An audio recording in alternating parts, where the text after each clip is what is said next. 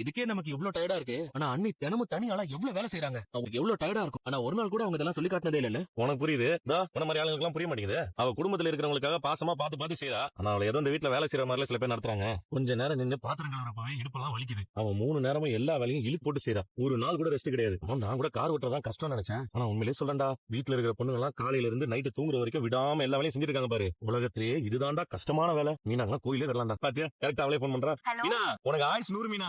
இப்பதான் உன்னை பத்தி பேசிட்டு இருந்தேன். கரெக்டா நீயே கால் பண்ணிட்ட. சாப்பிட்டியா? நான் சாப்பிட்டேங்க. நீங்க சாப்பிட்டீங்க? சாப்பிட்டு முடிச்சிட்டு இப்பதான் பாத்திரம் கழுவி வச்சோம். உண்மையிலேயே ஒண்ணு சொல்றேன் மீனா, இந்த வீட்டு வேலை எல்லாம் பயங்கர கஷ்டமா இருக்கு. எப்படி தானே தினமும் பண்றியோ? ஹாய் ரோகிணி.